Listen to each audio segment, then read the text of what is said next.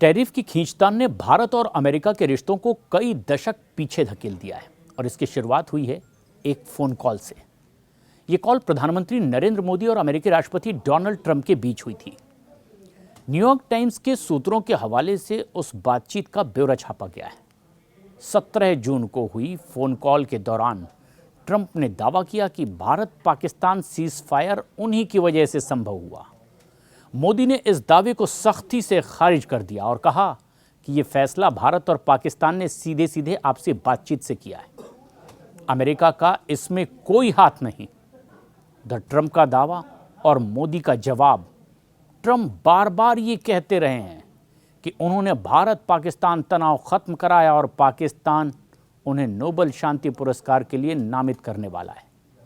लेकिन रिपोर्ट के मुताबिक फोन कॉल में भी उन्होंने यही बात दोहराई और संकेत दिए कि मोदी को भी इसी रोल को स्वीकार करना चाहिए जैसा पाकिस्तान कर रहा है।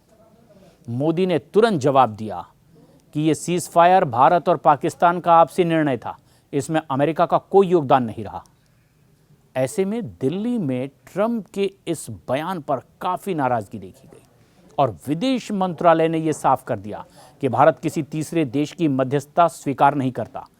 रक्षा मंत्री राजनाथ सिंह ने भी संसद में कहा कि भारत ने अपने सैन्य और राजनीतिक उद्देश्य पूरे कर लिए थे और इसी कारण संघर्ष समाप्त किया गया, फिलहाल रोका गया। ऐसे में विपक्षी दलों ने भी इस मुद्दे को उठाया।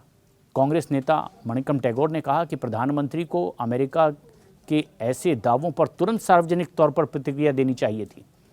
विपक्ष ने इसे सरकार की कमजोरी बताया और अमेरिका भारत हुए अब किस तरीके से तनाव के कारण रिश्ते भी बिगड़ते चले गए।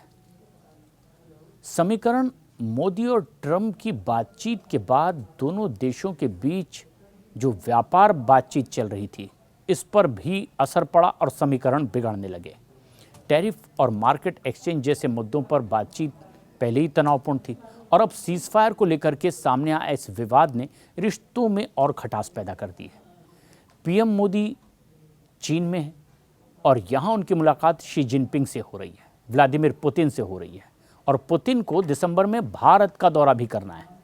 और जानकार ये मानते हैं कि इस विवाद की पृष्ठभूमि में ये दौरा बहुत ज़्यादा अहम हो सकता है, क्योंकि जहाँ ट्रंप की स्ट्रेटजी है कि चीन पर दबाव बनाए, भारत पर दबाव बनाए, रूस पर इनडायरेक्ट दबाव बनाए और इसीलिए भारत से वो बार बार कह रहा है कि रूस से तेल खरीदना बंद करें, क्योंकि रूस उसी कमाई से हथियार लेकर यूक्रेन को मार रहा है। ऐसे में तो ट्रंप के एक सहयोगी ने इस युद्ध को मोदी युद्ध तक करार दिया है, लेकिन भारत ने साफ कर दिया है कि रूस से तेल खरीदना बंद नहीं किया जाएगा। ऐसे में ना ट्रंप के दबाव में चीन आ रहा है और ना ही भारत, और रूस के साथ मिलकर एक नई रणनीति बन सकती है।